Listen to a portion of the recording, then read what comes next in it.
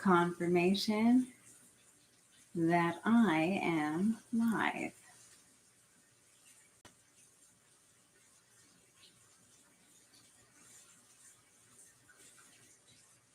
I always like to screenshot my little message every time.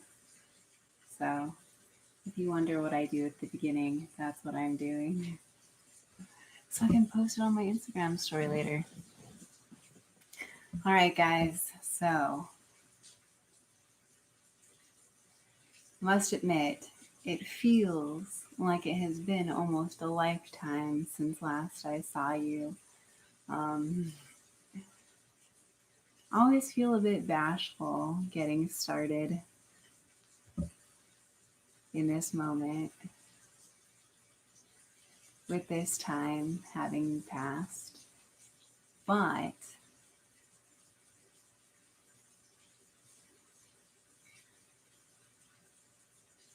I do want to keep talking to you guys though. So I'm here making another video, keeping myself sharp.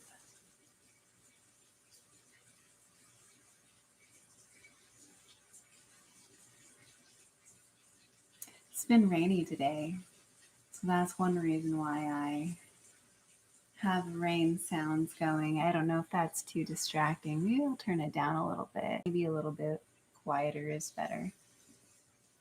But yeah, it's been a really rainy day for a Monday, and it's really funny because I feel like I always start out my Mondays with the best intentions. I always think to myself, I'm going to be super productive. I'm going to wake up super early. I'm like, I'll wake up at like 5. I'll wake up at like 6. So I'll be super, super on it. And I went to bed very early last night. And then at 3 in the morning, I woke up and I just could not sleep for until it was almost time for me to wake up. And then, of course, right as it's time for me to wake up, I start getting sleepy again. So, kind of a silly morning. I actually am surprised at the level of tired that I am lately because, it's not like very physically intensive work. It's just, like making ads. So, just on the computer, but the last couple weeks I've just felt really wiped out, and I think it's just because not this weekend, but the last weekend I couldn't relax because I wasn't really sure if I was going to like get some random message from the team. I wasn't really sure how they worked, and so I was really like just on edge the whole time, and so I didn't relax because I just kept checking in on things. So this weekend I just totally unplugged, and honestly this last weekend I did a bunch of errands. I had laundry and dishes, so the double kablooey, especially when you don't have a dishwasher in your house or a laundry machine. So I created quite this hilarious scenario where over the past couple of weeks, as I got my new job, I've kind of just been totally focusing in on that, as it's just been taking a lot of my focus as I'm getting into that whole new way of life. And so I just started. I made some food to last me the week, and I didn't do the dishes immediately, and so I just start stacking dishes in the sink, but I didn't want to fill the sink all the way. So I was like, okay, what I'll do is well, if I put some dishes up here instead, then the sink isn't as full, and then it's fine. And so I played this little game with myself over the last couple weeks where I just put random dishes in spots spread throughout the kitchen so that it appears as if I don't have any dishes. Very very tricky trick. Because the sink itself actually wasn't that full, but when I went around the kitchen to all of my little dish stash spots, I tell you what, I had a good couple hours worth of dishes. So I had that, and then I had the big old lump of laundry that I was gonna do last weekend, but then I just ended up hand washing a few select items so that I could put it off for another week. Oh man, though.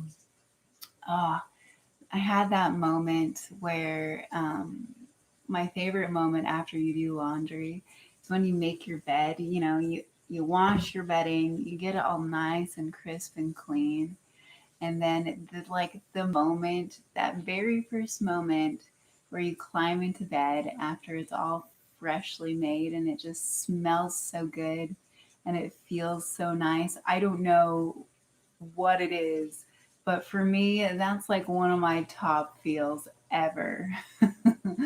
is is the feeling of curling into your freshly washed bed right on laundry day, laundry night, I suppose. Oh my gosh.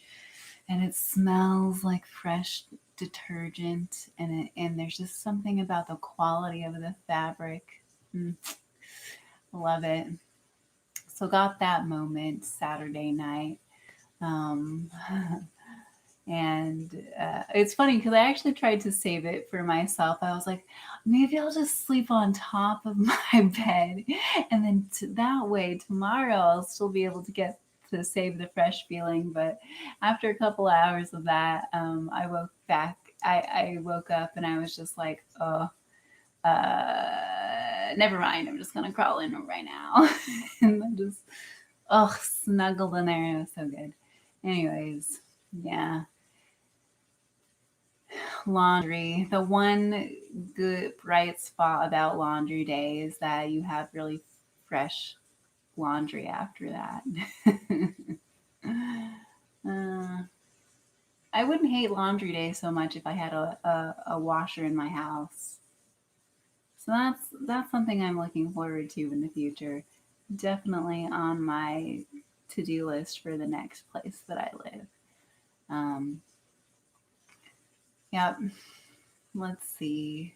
So I had kind of an errand slash chill weekend. I also drew a card for us that I want to share with everybody while I'm looking at it. So the card for the stream is the Confidence Witch. Look at her. I really like her. She's got some toot. She's got a little wink. I like to do the wink sometimes. I think I got the wink a bit from my nan because she's always been good with a well-timed wink.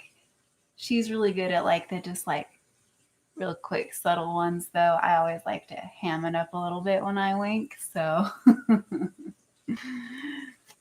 but yes, the confidence switch. I'm glad she showed up because I'm feeling a little low energy, low confidence, but I still wanted to make a video because I need to keep making content. I like making videos, these kinds of videos, talking about my life. Self confidence opens you to the energy required to carry you through each day at your very best.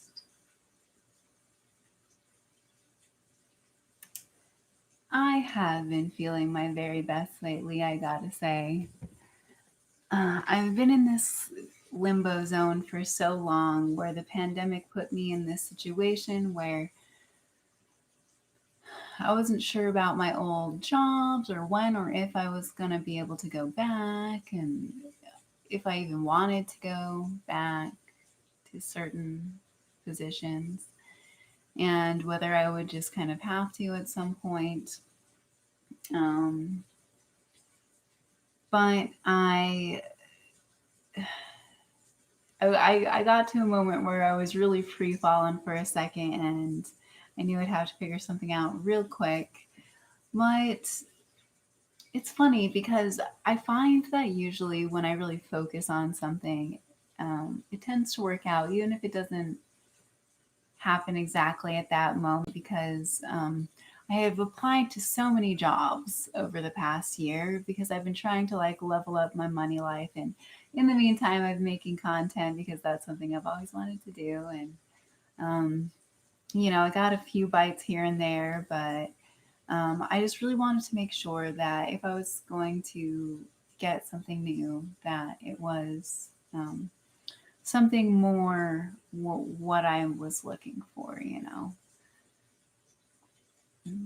And yeah, I let me tell you, the job that I have now, the way that I got this job is on Instagram.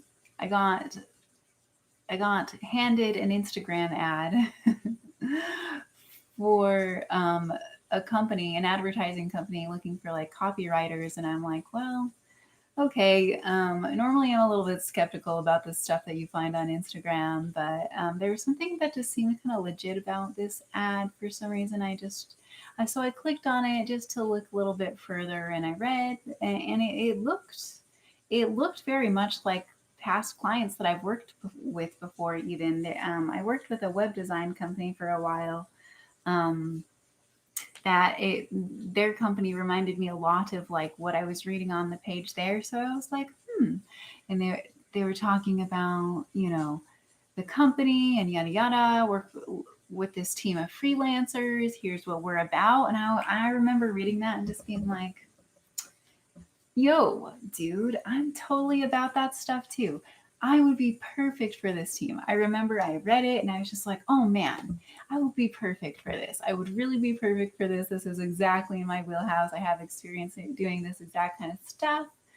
And it's all remote, which is exactly what I wanted, you know. I've I've always wished to have like a recurring like steady client that you know, where I could work remote and still continue working on my own projects as well, and growing my own business at the same time. So I really value this. I really value this, and so I emailed the thing and sent my resume out because it just seemed like the best job. And I got kicked back this weird, like a little bit later, I got this like weird response being like, thank you. You have been registered with our website. Here is your temporary login. And I was like, oh, and my stomach kind of dropped at that moment because I was like, oh, maybe this was a scam after all. Maybe I just handed my resume to a scamster.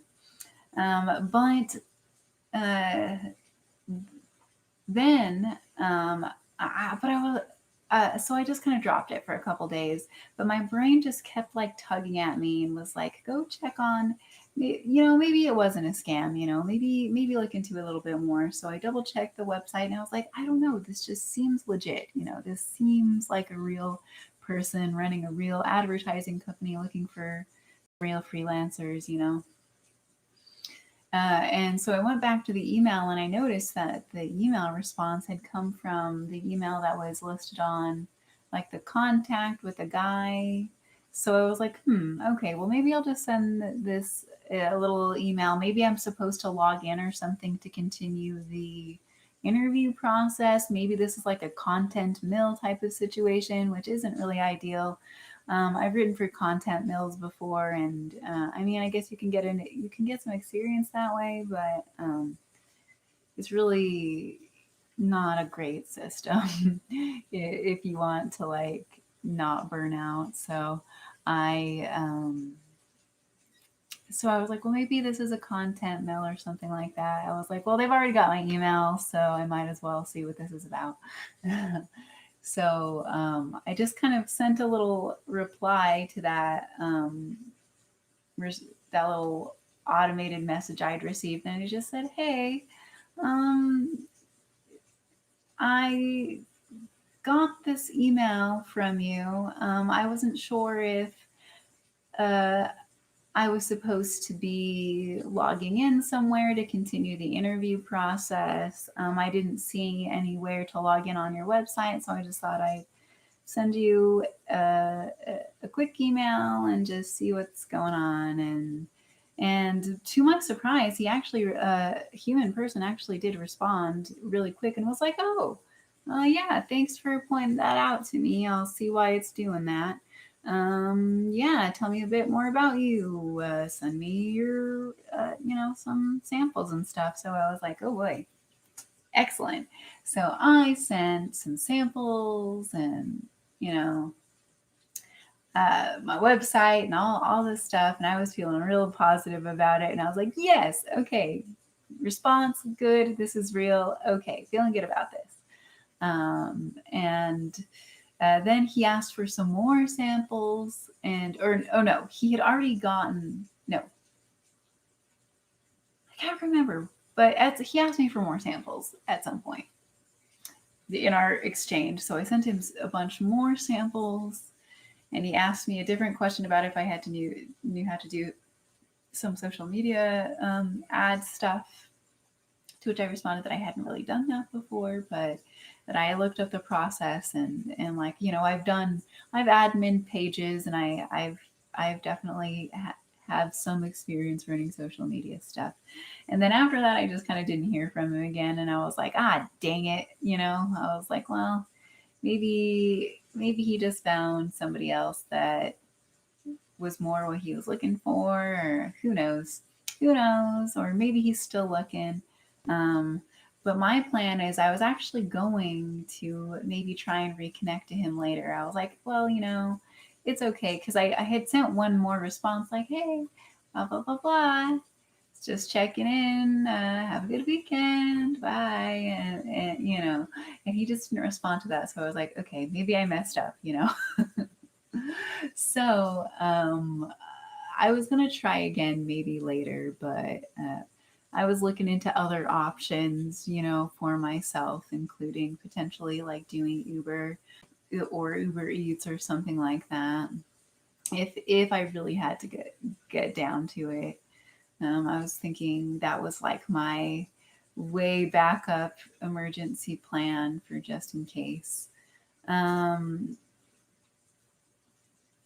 and yeah, then one morning I just woke up and he messaged me and had an interview, had the whole thing. And it's like I kind of didn't even believe. I kind of have this thing where until like my first payday, it kind of doesn't feel real to me. You know what I'm saying? When you start a job.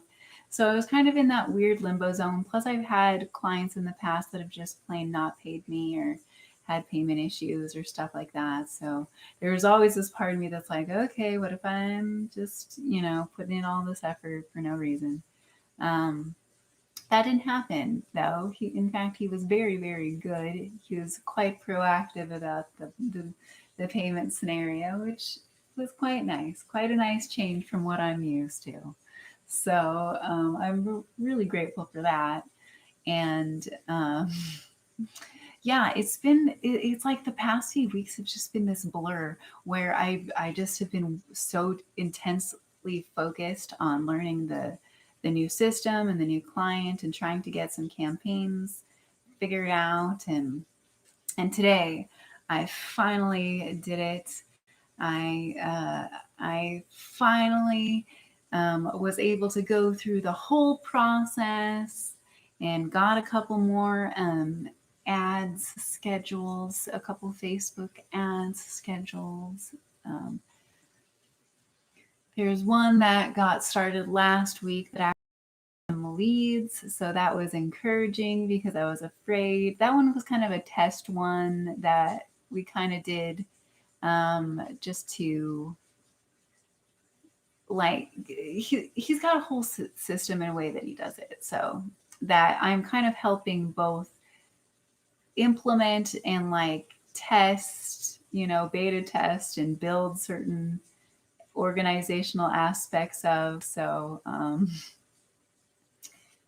it's uh, it's been quite a bit of a learning curve, but I do enjoy a good challenge. So I've been, and I enjoy having like autonomy and being able to like poke around and just figure things out on my own and like do things my own way. I really value that. It seems like my boss values that as well. So it's working good, I think, in that way. And as long as we just keep volleying back and forth, I think we're both still kind of figuring out how to get a workable process, but it's coming together. Like we're figuring out a process. we're creating sheets and documents. We're getting it figured out.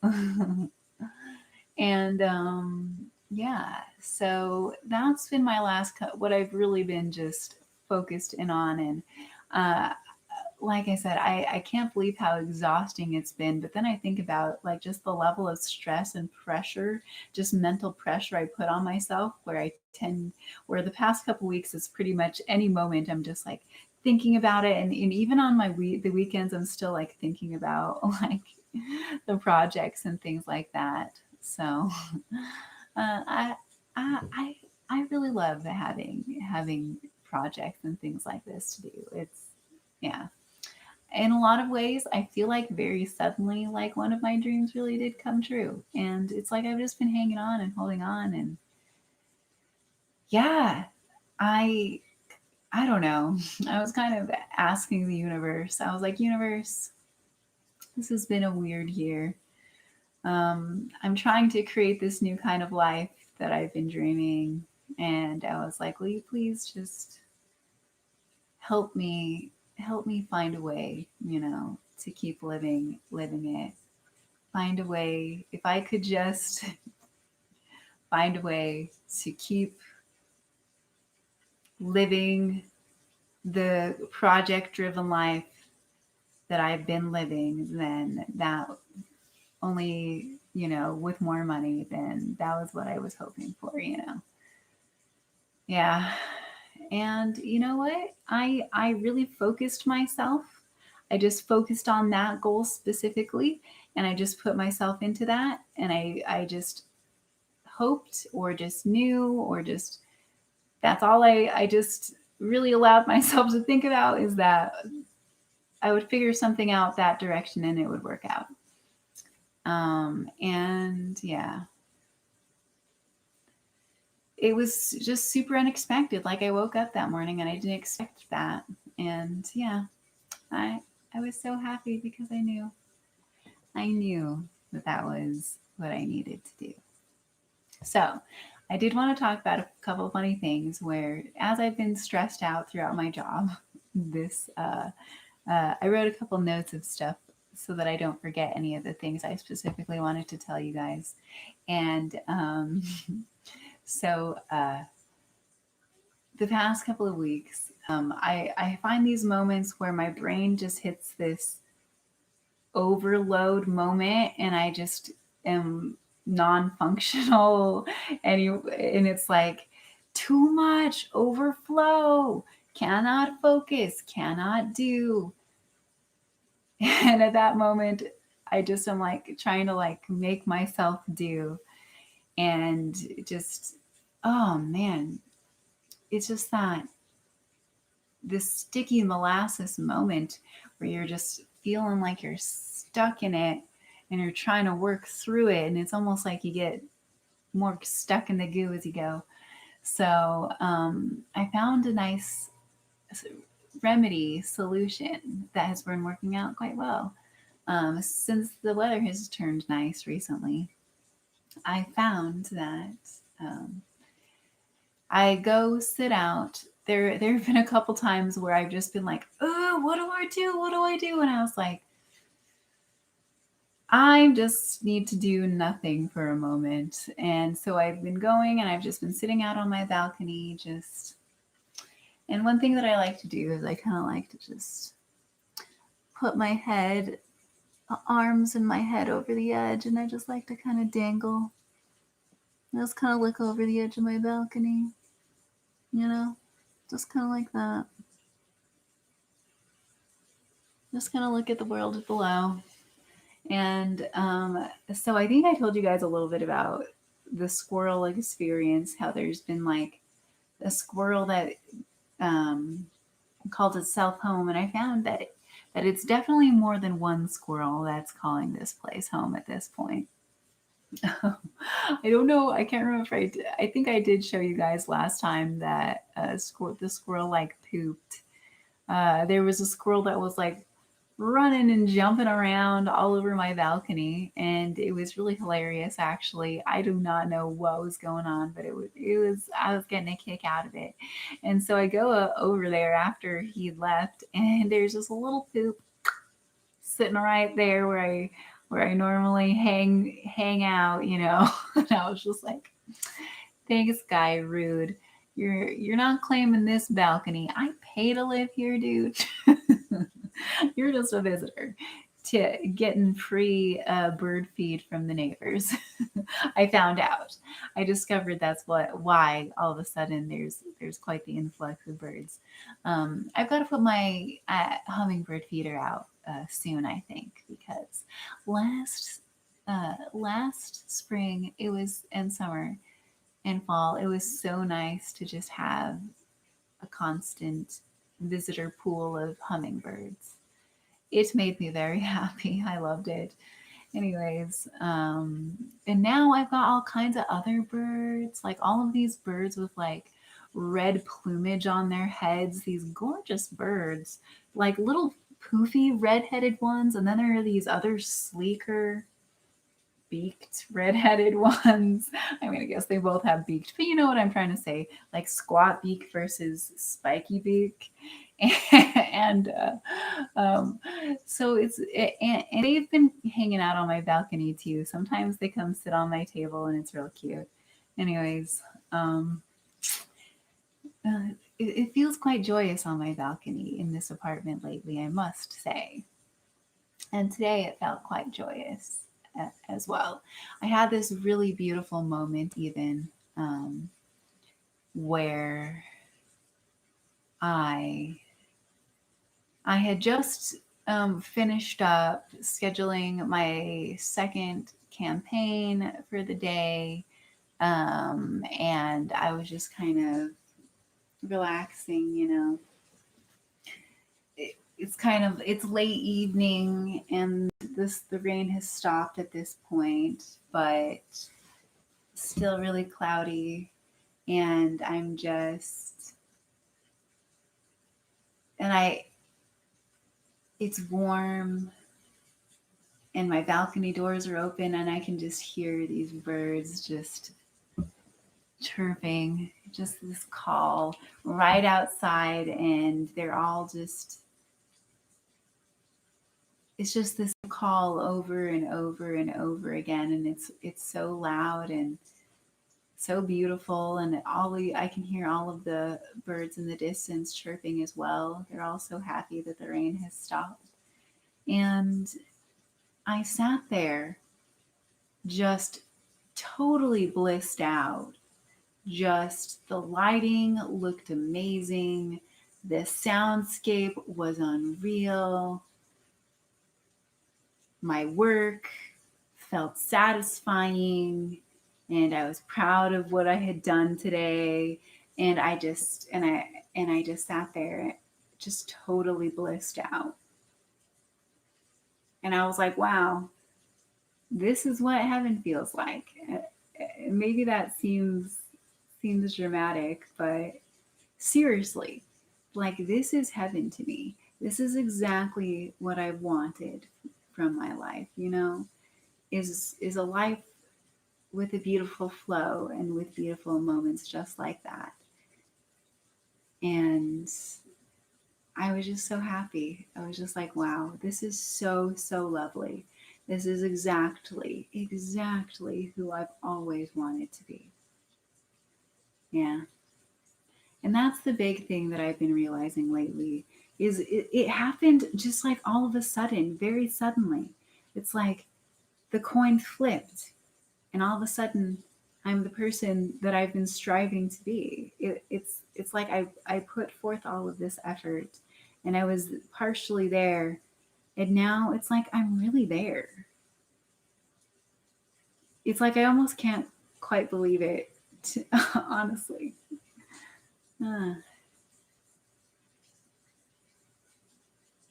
yeah, just this sense of relief, like this sense of just like calmness and satisfaction.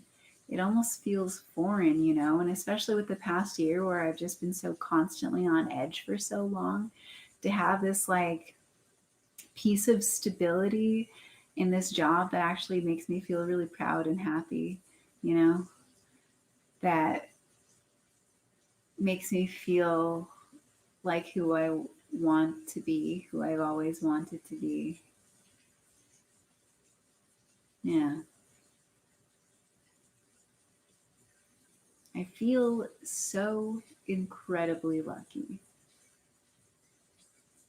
It makes all of the hell, literal hell, I went through in my teens and early 20s and even childhood, it somehow just makes all of that worth it, you know?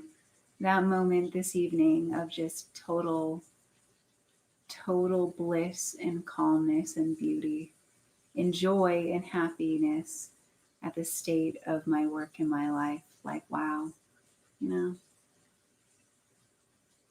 this is a state I used to only ever dream of, you know, a state I only used to think I could only dream of reaching. Yeah. And this is only the beginning. And this is only the beginning. And that's the most exciting thing. I'm excited to see where I end up in even the next few months or a year from now. I'm sure I'll be in a whole new place by that point. Man. Anyways, but in those moments of overwhelm, because they have been happening throughout where my brain is filled with too much stuff and I've got all these tasks and all these things I'm trying to organize because it's kind of a twisty tangle you got to get yourself through sometimes. I found that the best solution is to just go sit out on the balcony for a few minutes and just do nothing. And the nice thing lately is uh, it seems like every time I go out there lately, I meet up with an animal friend. Um, I had another funny moment with a squirrel. Like I was kind of dangling my head over, and I looked over, and there was just a squirrel with its claws on the bird feeder, just like. And I look over, and and I notice that she's just like it's a. I can tell that it's a lady squirrel because she's got like nipples all down her, and I was like, "Oh, mommy squirrel." Uh, no wonder she's been hanging out here. She's probably got a really good stash of food for her kids. And she's just like grabbing the edge and she's just like freezing. And she just looks over at me and she just stares at me. And we're just having this moment where we're both just like staring at each other. And then she's like, all right, screw you, you know, goes back to eating. And then she gets this moment where I guess I'm sure she was feeling like she was just defending her turf. And as for me, I feel like I'm defending my turf.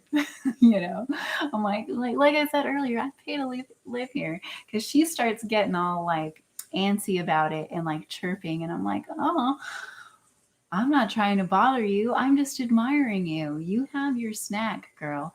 And I watch her and she like does this crazy like Spider-Man move where she like grabs the edge and she's literally just like climbing straight down my neighbor's balcony. And I'm just watching her and I'm just like, wow, you're super acrobatic, girl. And I'm just like, I wonder if her kids are hanging out. I wonder where they are. You know, I wonder if she's bringing some goodies back.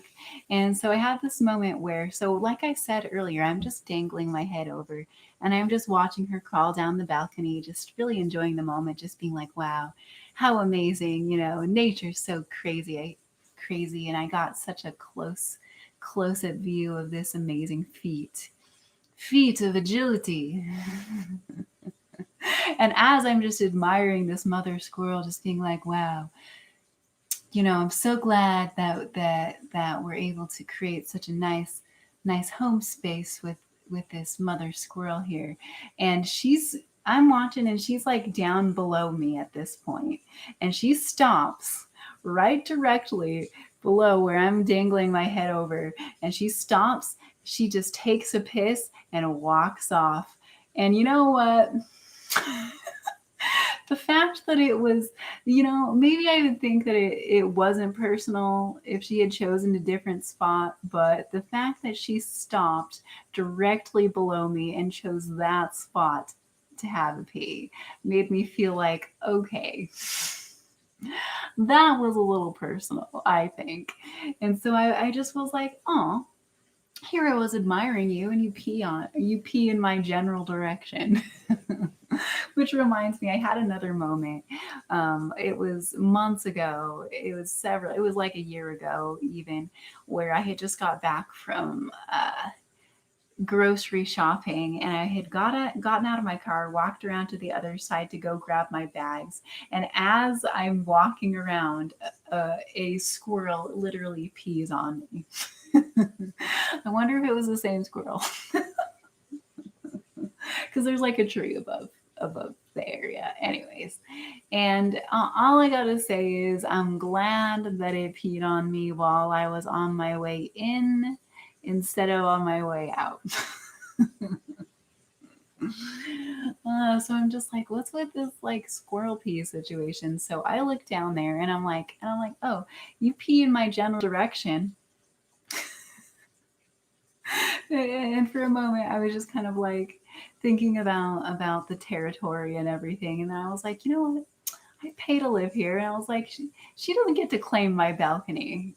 She can come visit. I don't care, but this is my balcony. So I just had a really funny moment. And I was like, you know what I'm gonna do? I'm gonna spit on her pee. That'll that'll show her who's boss. Maybe that'll give her the message that this is my home, lady. So I just had a real good chuckle with myself, and I just had to do it at that point. I just had to. I'm like, I've had one squirrel poo. It might have been her, but I think it was actually one of her kids. Because it was a very zippy squirrel. And I was like, I had one squirrel poo on my balcony already. I got this lady squirrel like very deliberately peeing in my direction. And I'm just like, so I just try to line it up, and I get a few good loogies down there. I don't get it quite on top, but I get it pretty close. I actually, maybe I can, maybe I'll show you guys a photo, because it's actually kind of funny, because it kind of looks like a smiley face. I thought that it is. So I just think that the nature and the universe was just laughing at the scenario and just my ridiculous antics. Okay, here it is. So here's the photo that I took just because it looked like a smiley face and I thought that was funny. Do you see that? So that bit was that's the squirrel pee, and then the eyes and the nose of the um excrement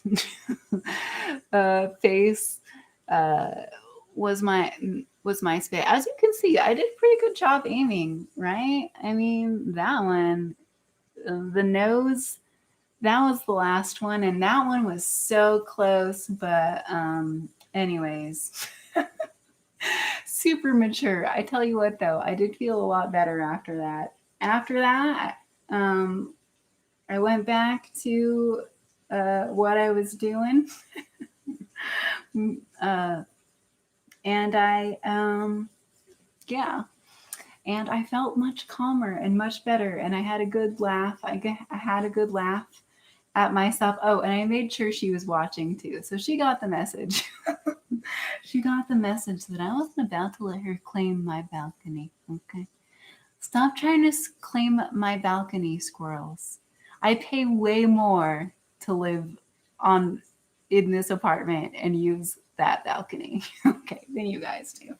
You guys just get to run. You just get to run and be free. Okay. I have to schedule ad campaigns all day to pay for this. Okay.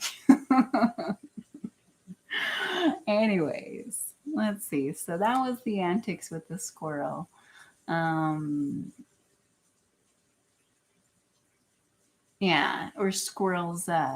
Because um, uh, also last week it happened again where I feel like actually every single time, or the last few times that I've had overwhelm head explosion balcony time, um, the last few times I've done that, there's been a squirrel at the feeder every single time. So maybe I can just start a little squirrel saga. Oh my god. I was just thinking, do you know Bob's Burgers like Linda? Oh my gosh. I was just thinking, I was like, maybe maybe I'll name the squirrels and I can recognize them and I'll know who they are and I'll name them. I was thinking about how, oh my gosh. Linda from Bob Burgers does the exact same thing where she's got the raccoons. You know what I'm talking about? The raccoons in their trash cans. And you got little King Trash Mouth. I'm going to turn into that. I swear, you guys. I probably am already that. What am I going to name her? What's her name? Little Little Queen Bird Feed Mouth. That's that's a terrible name. I don't know. Maybe if I come up with a better name, I'll tell you guys. But maybe it's best not to name nature. Sometimes I like to just give them lame names like squirrel. I'll let you guys know if I name the squirrels and recognize them, and they become a family, and I become their family. And then we're all part of the squirrel family. And then I live out on my balcony and I start with the call of the squirrels. Anyways, tangent. I'm getting a little hyped up over here. Let's switch subjects before I get a little too squirrel crazy. Not stir crazy. Squirrel crazy. Oh boy. Man, you guys, I really am tired. Like I feel really good, but woo! It's been quite the energetic transition these past few weeks, I think. Let's see. I also wanted to talk about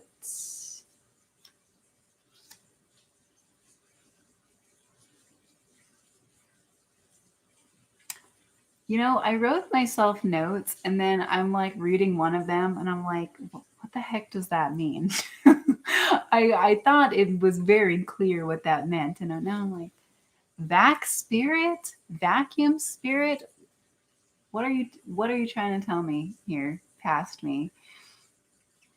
I did want to talk about so a couple days ago, so Porter Robinson, if you guys are familiar with um, that artist, I do quite like his style. He's an electronic musician, and he got a new album called Nurture, and it released a few days ago, earlier in the week, and I didn't even know, except for that I'm on YouTube constantly. So I got notified that there was a show going, or a live stream going on for this Secret Sky Fest that Porter Robinson was doing. And I know that he's done Secret Sky sets in the past. And so I checked it out, and it was this really cool, like a virtual. That's one thing I love to see, all the creativity of artists these days. That's my most favorite thing about this technological age. And even with the coronavirus type stuff, it's been really exciting to see the way that artists have really become quite creative, um, finding new ways to do shows and create experiences. And maybe I'll show you guys a photo real quick.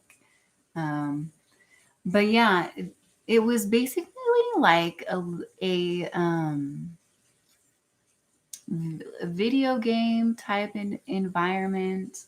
I won't play. I won't play the videos. Maybe it's just so that there's no copyright issue.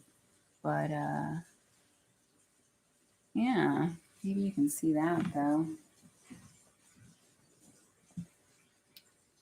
Do. I guess I could turn the sound off if I wanted to. Oh hi, you can see my reflection. Super good. Here, let me turn the brightness up on that. Clean, clean off the schmutz. All right. See that? Do you see? I feel like you could see the squirrel piece so good. I don't know what is wrong with this. Maybe it's just because it's darker. But yeah, do you kind of see what that looks like a little bit? Where it's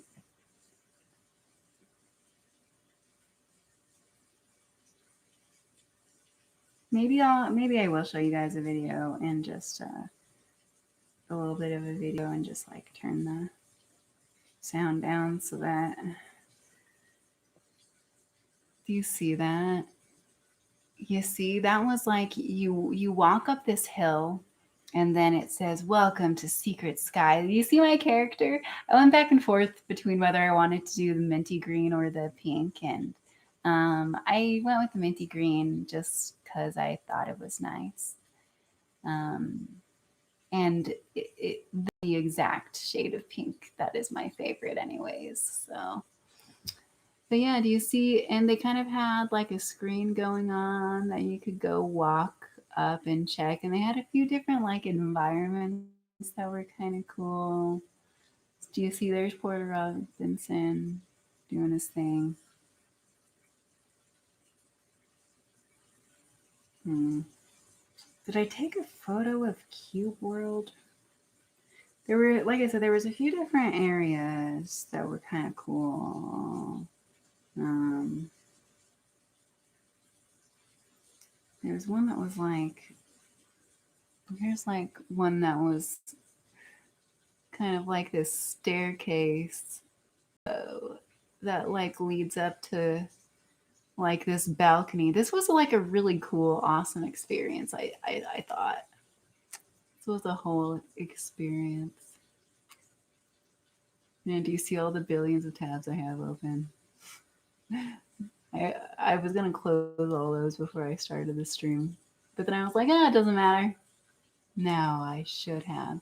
But you see how there's like a balcony up there. Anyway,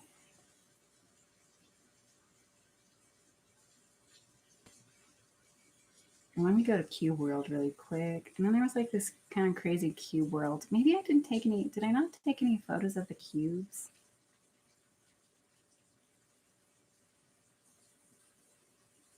I feel like I'm like, look at my. I went to this concert, guys. Check out the videos of this real sick concert I went to. Yeah, it's sick, dude. I don't think I actually took a. Well, what's this video? I don't think I actually took a video of the cubes, but you can see in the cube world there was like this screen thing. Do you see that? It looked really tight, and that's like a visualizer thing that I was standing in front of just because I thought it looked cool.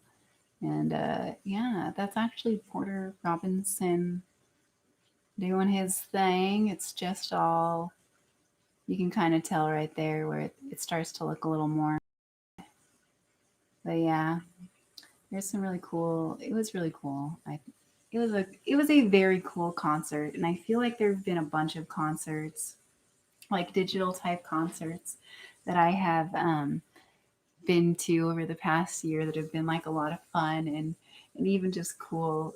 like just cool fun sets. Like Dorian Electra is another one who's done a couple of like really fun type shows and stuff. And I know that lots of other electronic musicians have been putting on really cool shows and doing all kinds of funky stuff like that.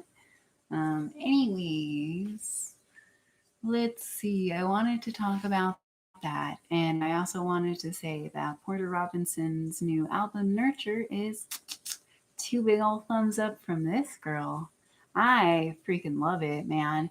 Every once in a while, I just find I'm a bit picky about like what albums I'll actually listen to. I normally just tend to, when it comes to music, I tend to just let myself free flow and enjoy whatever music so happens to grace my ears at the moment rather than planning it out too much because have I've had problems with just like obsessing or thinking of things too much.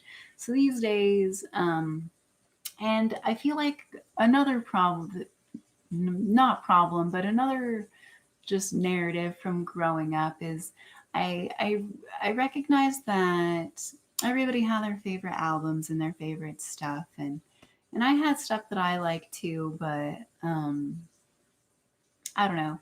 I guess that I try not to cling too much to my favorite stuff.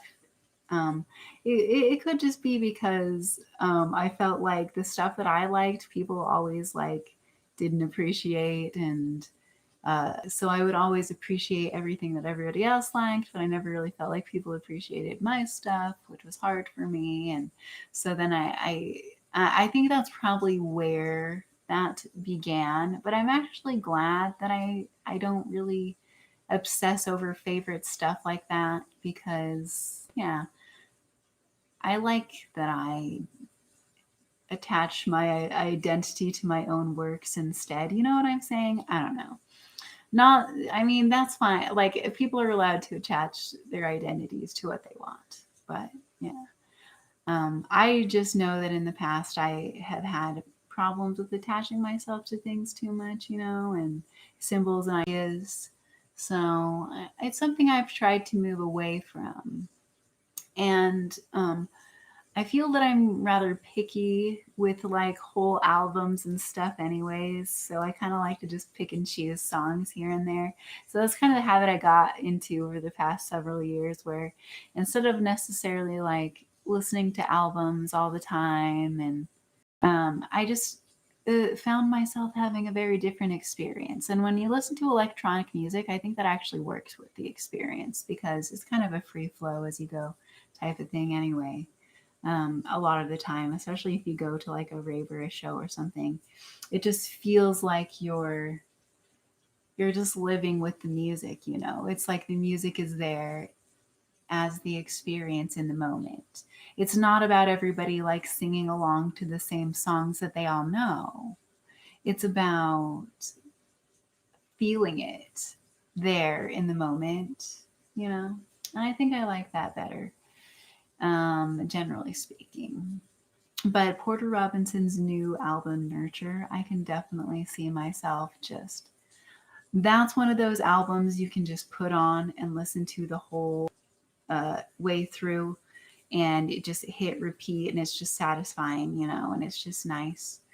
Um, it's one of those albums, and I feel like it's been a minute since I've found one of those type of albums where I can just sit and just enjoy it the whole way through, you know.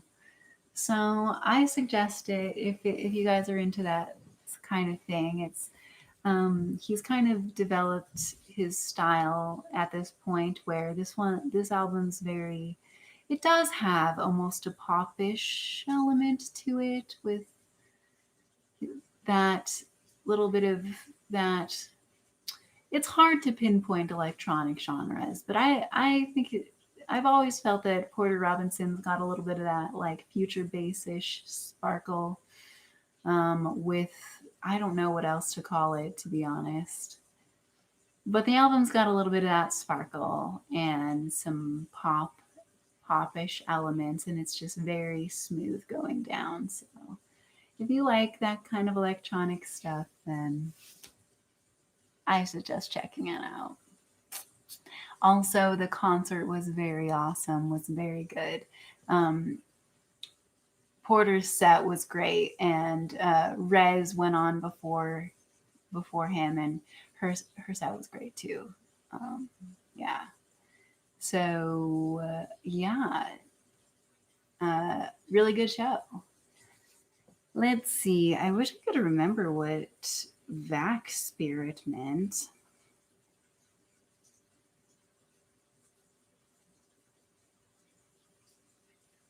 I did want to also note something, an interesting change that I've noticed recently or the other day. So, just this idea of changing your mindset and trying to reach new money thresholds and things like that. Well, I started kind of reshifting the way that I think about money. And interestingly enough, I feel like one of the best ways that I did that was through food. I feel like I subtly was using food. There were a few things that I used over the past few years to start to change my mindset about money, abundance, or whatever, however you want to think about it. Um, and food was one of those first shifts because I've always had this really weird relationship with food ever since I was a kid, and where it's like I almost feel like I'm not allowed to eat it or I shouldn't have it. Or I always feel like, oh, food is so expensive and it just feels like you're just eating it, which feels like a waste. So I've always, I've never really valued food in that way. So, but a few years ago, I decided that I was going to start to combat that by like one thing that I've done for as long as I can remember is just like, only buying the store brand stuff, like the off brand, like Kroger brand or Great Values or whatever the heck brand. Um, but then one day I realized something that I was like, you know what? Yeah, I mean, if you only buy that stuff, then it does save money, and it does add up. But really, you can, most of the time, you're really only saving like maybe a buck, maybe, compared to a different item that might be nicer. So I started just little shifts here and there where maybe instead of buying the Kroger brand, I'd buy a specific brand that I actually wanted to try or and I feel like it did start to kind of change my mind, and it made me feel more valued. It made me feel like I was valuing my body more. And I feel like this past year with the pandemic situation, I really took that a whole other level because I started really, taking to heart the ideas of nutrition and taking care of your body and, health in that way. So I've just been letting myself buy like nicer food, not like expense. Like here's the thing: is like I'm spending about the same amount, maybe a little bit more, but I'm just choosing like whole food quality items, where okay, maybe just for one example, you could bucks on like some wheat bread, or you can spend a couple more dollars or even one or two more dollars and you can get so much nicer bread with nicer grains and materials that it's made out of. And so I just started doing these little switches, and I started noticing like the it's like I just felt more quality and I felt more excited about eating and about cooking and making food when I did that. So, with this new job, I've been on a very tight budget because my income has been on the fritz for the past year. So I've been very frugal, still picking nice items, but trying to be careful. But I got paid. Oh, I got paid last week, and um, oh yeah, I went and visited my grandma too. It was my grandmother's 80th birthday. Happy 80th grandma. And the nursing homes have been all shut down, and then for a while you could go visit, but you had to do an appointment, and you had to like wear a gown, and you had to like do all this stuff. So it's been a minute since I visited my grandma, but it was her 80th birthday, so I brought her some stuff. And yeah, uh, little interjection with a different story here, I suppose. Yeah, I feel like it was almost like she had seen a ghost or something. I think that this year of isolation has been a little bit harder on her than we all realized. But bought her some treats and some flowers from the store too. But payday, and I went to the grocery store, and I normally have a list. I normally have a list, and I just follow my list, and that's how I stay on budget. I don't get too crazy. I get nice things. I eat good. I happy. But this weekend, I just decided that I was like going to. I said to myself, just buy whatever you want, and I was like,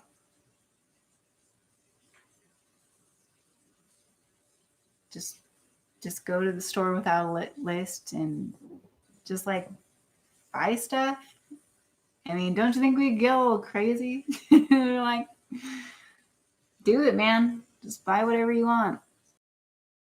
And I was just like, whoa, okay. So I went to the grocery store and I just bought whatever I wanted. And I was happy with how that turned out. Actually, I bought lots of good stuff. I actually ended up buying stuff to make hamburgers. I didn't realize I was going to buy that. Really, I just saw like hamburger stuff and I was like, ooh, hamburgers, that sounds amazing. And so I was just like, all right, let's do it. So I just bought hamburger stuff, and yeah, that was really fun because I don't normally I try to stick to my plan. I just try to stick to my meal plans and stick to the plan. So it was fun to have unexpected hamburgers.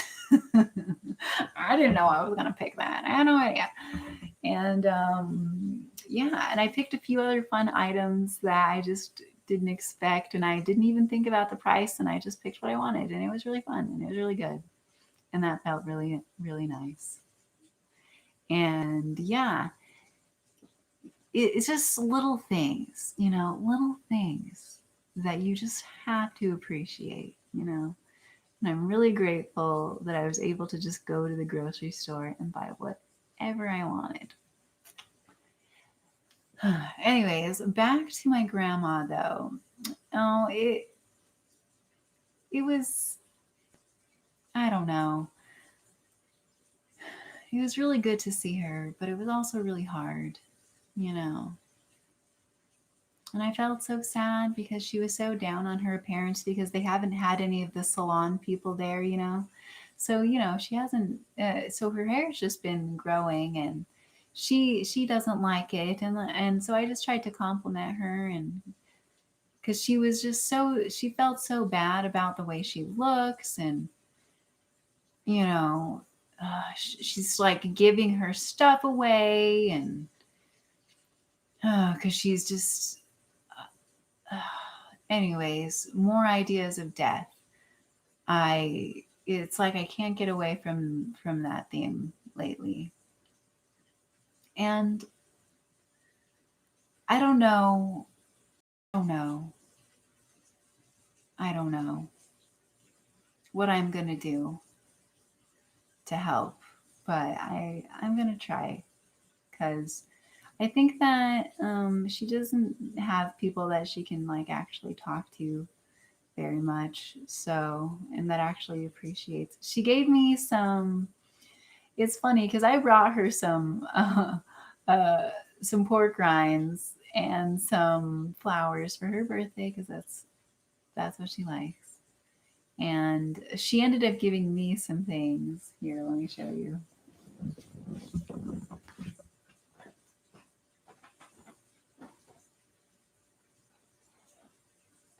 So one thing that she gave me is she gave me some jokes from like some magazines because she always collects jokes and stuff. So she gave me some jokes that I think I'm gonna read on a stream one of these times. And then she gave me this.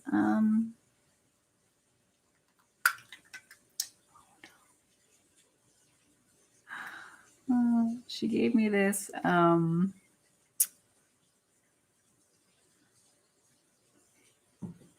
rocking chair that she made out of clothespins. And I think it's quite nice actually. And here's a sad story I will tell you guys. So, and she's got this little egg guy sitting in the chair. So, I'm walking back to my car, and as I'm walking, I'm walking, and as I'm almost there, a car pulls up. It's a whole parking lot, and they park directly next to my car, next to the passenger, next to the driver's side, and I'm just like, gosh, dang it, man! Do you have to arrive right this second? Seriously? And so I'm just like having this moment where I'm like walking across the grass over to my car and I'm just feeling like slightly stressed and like, oh my gosh, because there's this car that's just sitting there. And then I'm like, oh, am I going to have to pass ways with this person? I don't know. I didn't need it to be a whole thing. And as I'm walking, I I don't know why. I don't know how this happened. I freaking trip and biff it again, man. This is the second time that I have just randomly fallen over in the past month or two or so. And I'm just starting to wonder if there's just really something wrong with me because I'm almost like, I feel like I randomly just fall over way too much. And I'm just like, or is this just like what happens when you grow older? Because you hear about like old people falling, older people, sorry, that sounded disrespectful. You hear about our elderly like falling, and you're like, you know, how does that happen? And then it's like, I'm just like randomly falling all the time now for some reason. I don't get it, man. You know, athletic people who can like do death defying feats, you have my respect because this girl can barely walk without falling flat on her freaking face. And anyways, I remember that as I was walking, I had the bag and I was like, "Oh no." I was like so terrified that I had squished her. But luckily I hadn't actually the clothespin itself was intact. Unfortunately, our Mr. Humpty Dumpty did get a little smashed, and he actually wasn't quite this smashed until 2 seconds ago when I brought him over here, and then his whole face just erupted. So, a little sad about that, but I also think that, weirdly enough, I actually think that this is a really good omen for me because I have certain like themes and symbolisms and metaphors that I like to play with in my life. And one metaphor that I've been thinking of for a long time is this idea of like an egg and of like breaking open, you know. And so to me, as much as I am sad, luckily it's not like luckily she didn't really create this egg, so I don't think there was any particular attachment to it. But to me, the symbolism is broken open, and I do feel rather broken all of a sudden, I must admit. I'm very sad that our Humpty Dumpty really cannot be put back together again at this point because I was thinking of that I could maybe get him situated in a good way, but alas, sorry guy. But yeah, isn't this kind of nice though? She gave it to me. I don't know, just because she wanted me to have it, and I appreciated her handiwork, and I'm very grateful. It looks like a little crown, so I kind of liked how it was like Humpty Dumpty with his crown. I am actually a bit sad that he broke apart even more, but freak accident, man. What do you do when you just randomly fall over? I didn't smash. I'm just I'm just real glad I didn't smash that.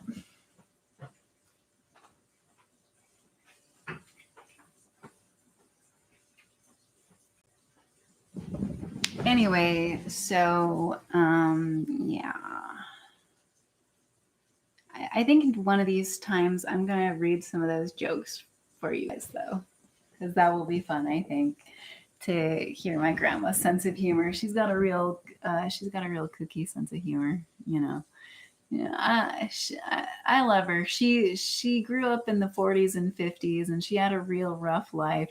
You know, she grew up in the South in the 40s and 50s, and she's just like I lived some real true nightmares in my teens and early 20s. Like that was my true nightmare zone of just awful, horrible stuff that no human being should have to go through. And she just went through even as much as I've had nightmares, her nightmares are like a million times more horrible because it's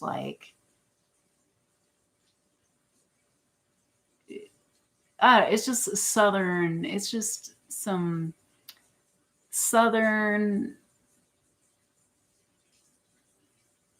abuse. I was gonna try to find a better way to say it, but it's just like this, I don't know, this culture, this weird racist culture of abuse that was just going on that she was raised in. And yeah, my grandma's a very soft lady, and she was too soft for to be raised in such an environment. And I'm very amazed that she was able to keep her softness and her sweetness through all that she went through.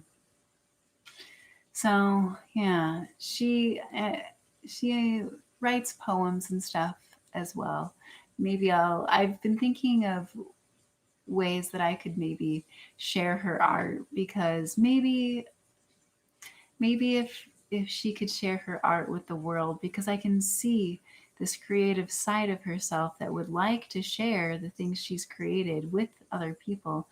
And I mean, she made this little her own little poetry books for Christmas a few years. You know, she did a couple different versions of just poems that she wrote. Just got some clip art or whatever, and just made some little workbooks for us. And I think that they're wonderful. So I don't know. Maybe there's some way that I can do that. You know, can find a way to memorialize her work and help her with that.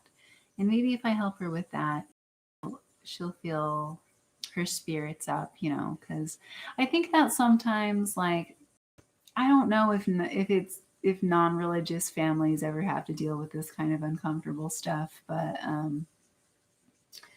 uh, I don't know. I feel like a lot of the time, like being raised in like a Mormon family, and everybody believes in this thing called like the plan of salvation, you know, and life after death and things like that.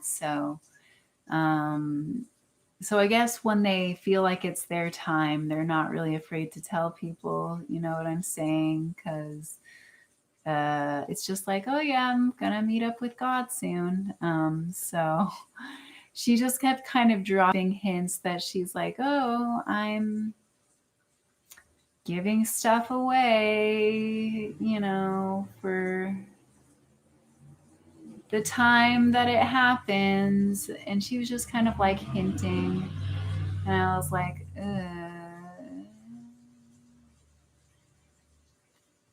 I don't know how to respond to this. I don't know how to respond to this.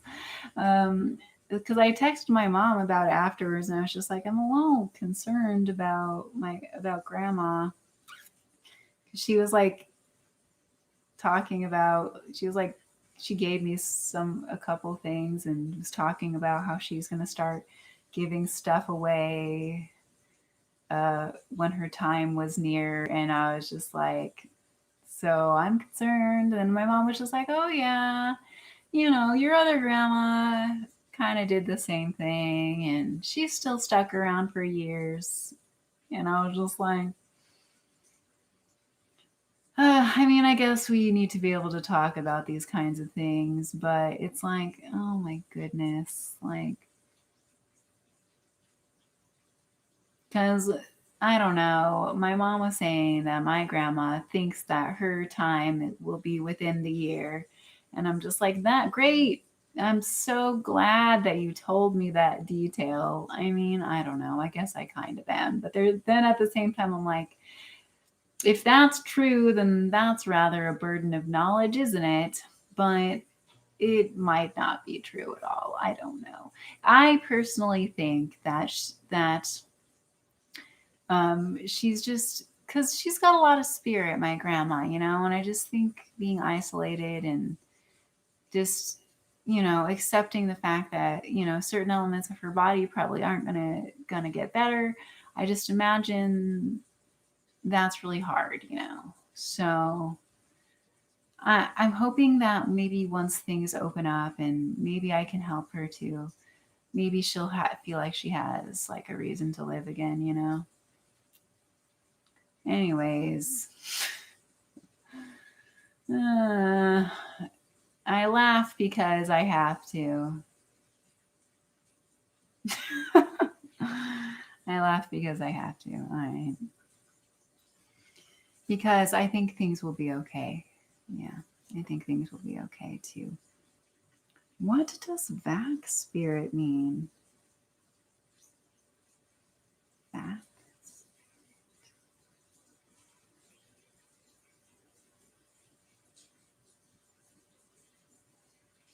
I really don't know, guys.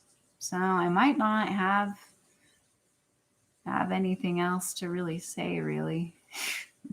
I hate to end it on a bummer like that, though, I tell you what.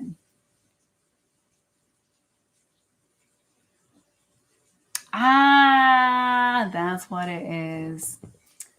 I'm getting the second dose of the vaccine tomorrow. That's what that's about. Vac is vaccine. Spirit is because I wanted to tell you guys about the spiritual element of why I'm getting it. That's what that means. Because to be honest, I've it's been a very hard few weeks because the thing is I really did a lot of research and trying to decide whether I should get it or not, or um what's what. And one of the most valid criticisms that I've seen volleyed against vaccine hesitancy is the fact that a lot of the people who are vaccine hesitant are also people who um, aren't afraid of the the virus because of the very small death percentage. And I do think it's a valid criticism that the same people who were mocking the lack of lethality of the pandemic are now super concerned about like a micro percentage of side effects. And I think that's a very valid criticism. Perhaps there's more going on than, because I think that's kind of what some people would say is that there's more going on. And I've heard even one person refer to it as the death vaccine. Now that is quite extreme in my opinion, but it, it it definitely doesn't seem to be that. But so it's like I went through all of this research, and then so I did the first dose, and then over the past few weeks, I have like this countercultural crowd of people that I've connected with, and that, like, I don't know, I don't I don't feel like I connect with people very often or very much, and it's just been really hard for me because I've even seen some people that I know in that very community that I know have gotten the vaccine that are all acting all like, yeah, vaccine sucks. And I'm just like, dude, you freaking got it. And I'm just like, how disingenuous are you being right now? So that's something I personally have been trying to avoid.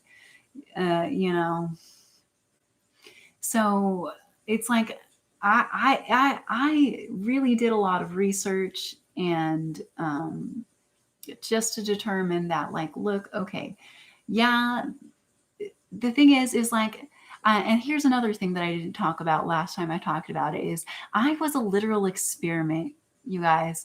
You see this, like me and my condition or whatever, in my teens and 20s and even my childhood, I have been a freaking guinea pig from the mental, from our mental facility. No, mental, from my mental facilities, medical facilities.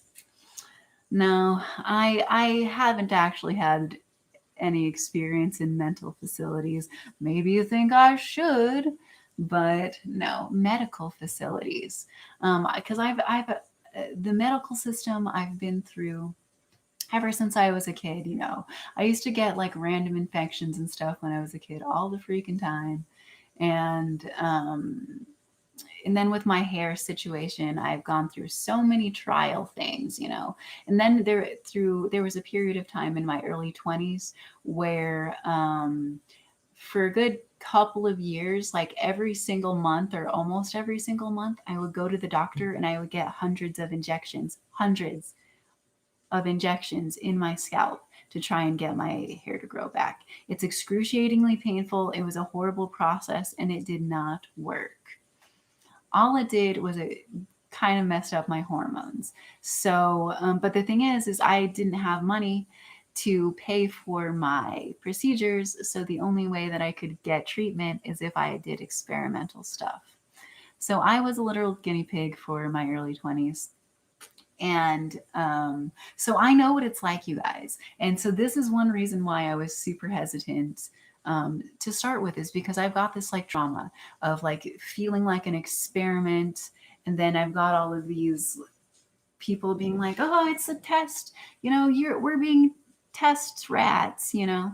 I actually read a book in my freshman year of college. They assigned it to us, which basically I can't remember the name of it. It's in my book. It's in my bookshelf. Maybe I'll find it one of these days. But basically, the book is about how we're all guinea pigs for medical doctors. That's what the book is about. Is that the medical system isn't nearly as precise as we like to pretend that it is, and we are all guinea pigs. So I've just had that in my brain for a long time. I've been a literal guinea pig. And so I guess where I'm coming from when I hear people complaining or being afraid of the vaccine because they're testing it on us, ooh, we're all guinea pigs. I want to be like, well, guess what, guys? I hate to break it to you, but we already were, you know. And not only that, like all medicine is technically always kind of being tested. It just kind of always is. And so yeah, for a while I was really hesitant just because I heard a lot of scary things and just other, you know, being afraid that they're not actually putting vaccine in us, they're putting something else in us, or anything else that could potentially be that I'm selling my soul to the devil or something like that. I certainly have been fed a lot of ideas um, about it. But anyways, I did a lot of research once I actually figured out how the vaccine works. You know, how it uses. So basically, your body creates the nucleus of the cell, or the DNA. Yeah, in the nucleus of the cell, the DNA is in the center, making the RNA, And certain kind of RNA is mRNA, um, which is RNA are these uh, strands, molecule strands that help create proteins. And mRNA is a specific kind of um, RNA that is used, it's a specific strand of molecule that is used to build proteins. The ribosome, which is another part of the cell that you guys probably remember from high school cell biology, it's the one that's got all the little like pokies on it.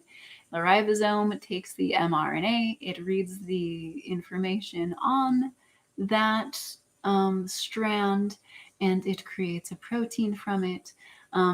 It actually, this way of doing vaccines is actually makes a lot more sense than the old version with the antigens, which where they basically make just a dummy version of the virus. This whole mRNA process actually makes a lot more sense. So once I learned about it, I actually stopped being as afraid of it and started thinking that the technology actually sounded really cool, because there's actually a lot of ways that we could use this technology to really make medicine better in the future if we can figure it out. And also, people are like, it's not been tested, and that's not even true. Actually, it has been tested. Actually, it's been tested for 20 years, and the past 10 years, they actually have had human trials. But admittedly, this is the first large scale trial on like a specific virus, but this is the first real opportunity that they've had a chance to do it. So that's the other thing that drives me crazy, that some of my friends say that it's just plain not true, that it hasn't gone through proper testing when it actually really has. And I mean, you've got to, now is really is the perfect moment to release it to the public. It really is. So can't get a better trial than this. And like I said, it's already been tested for 20 years, 10 of those years on human subjects. And I've even heard some people say that technically, if you want to be technical about it, this technology has been in the works for 50 years. If you really want to get back to the roots of it, but the actual like testing bit, 20 years, guys, 20 years is not nothing. Also, the other criticism that I hear a lot is that the long-term side effects, but from the doctors that I've heard, actually the long-term side effects is in terms of months rather than years. We shouldn't be, just because of the way that it works, there's should not be a reason why it would cause an issue years later. That there's just no reason why it would, from the way that the technology works, because the mRNA only stays in your cells for a few days, and then it dies away, which is what your normal natural mRNA does. Um, Also, for anybody who's worried about it writing your DNA, like being able to rewrite your DNA or whatever, well, because I've been kind of worried about that too. And I mean, like I know that like I guess like HIV is one virus that does have some sort of rewriting capabilities. So it's not unheard of for that kind of thing to be possible to a degree. But here's the big but though, is that even if they the mRNA started like was that specific kind that can what do they call it, translate, no, transcribe, um, transcribe or reverse transcribe, I guess in this case. um, Even if it could reverse transcribe, the thing is your body is like trained to destroy cells that have been mutated. Like that's that's how people die from cancer and stuff, is your body says, oh, whoa, whoa, whoa, something's going on with that cell right there, and then just kills it.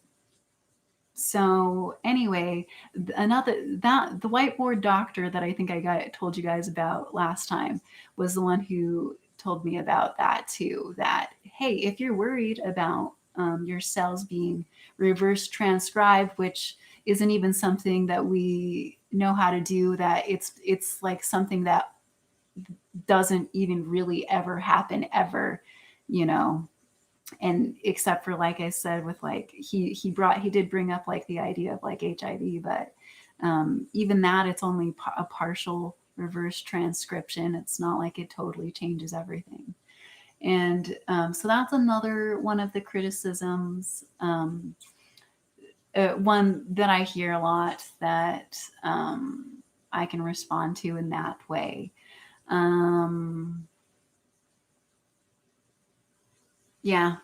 So that's kind of my thoughts on the subject. Also, so those are the logical sides, but I am not a purely logical being. So after I did my research, you know what I did, guys? To anybody who might be hesitant, that might watch this, that might be thinking that I haven't fully done all the angles. Well, I prayed and I asked. I said, big God, angels, whatever benevolent force that may be out there. I'm really afraid right now. I really don't know what I'm supposed to be doing. I don't know if I should take the vaccine. I don't know if this is right for me. Please, please help me know for sure what is right for me, and give me a sign of whether I should or should not. Give me a very clear sign, please. I put that intention out there. I did my research where I took a day convincing myself, well, I've been gathering information the whole time, but I took but right before I was going to get the vaccine and I was thinking of canceling my appointment, I took a day and I really dug in, and I was like, okay, convince yourself to get it. And then the next day, I really dug in and I specifically attempted to convince myself not to get it. I told myself I would follow my gut, and hopefully I would get some sort of confirmation about what was right for me. And a very loud synchronicity happened. Like, it was really in my face. In fact, I had a couple really in my face messages, to the point where I just couldn't ignore it, where I literally woke up the next day and there was a random scrap of paper. I got random scraps of paper and stuff around, but right in the middle of my carpet that had a quote on it that just basically said, "Get the vaccine, girl." It was, I don't know how that random piece of paper got where it was. And it had a very specific message that had locked into some things that I had been reading the day before. And I was just like, all right, fine, I hear you.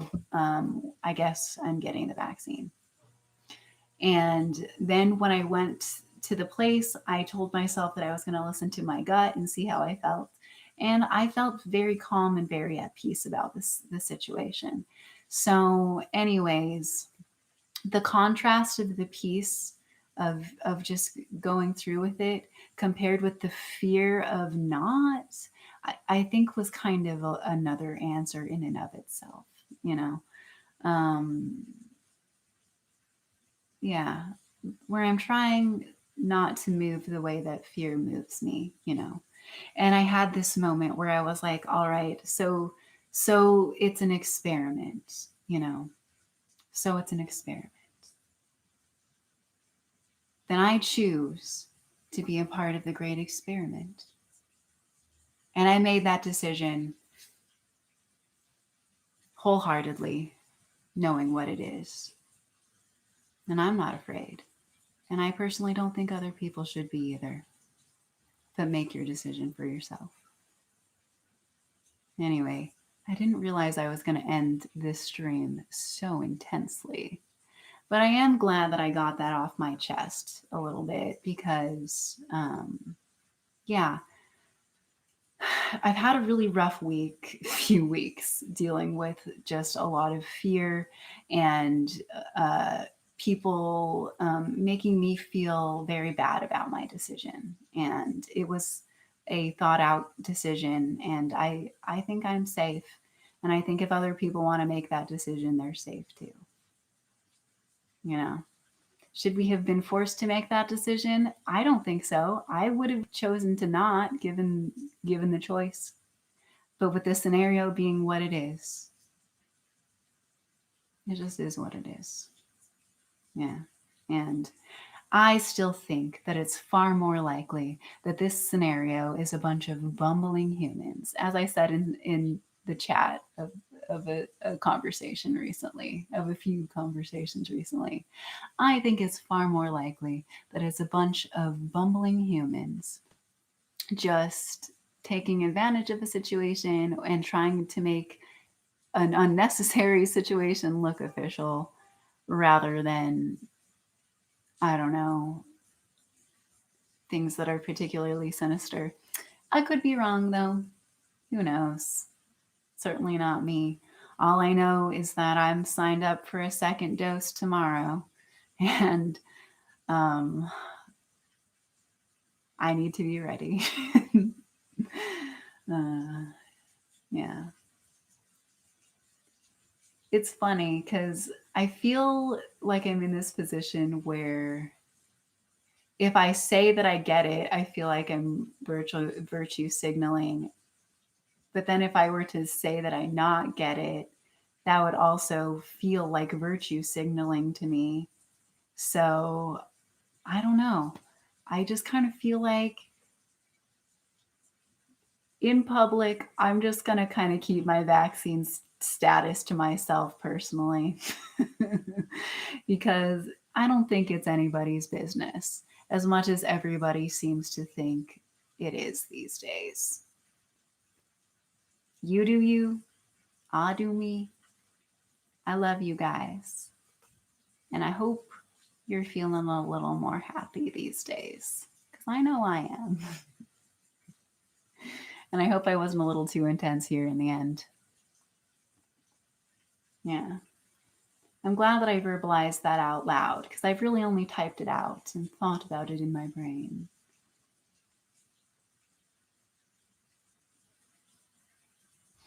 Hmm. Twisty little thing, the vaccine, and all the people and what they're feeling. Hmm. We'll get through this, guys. Don't you worry.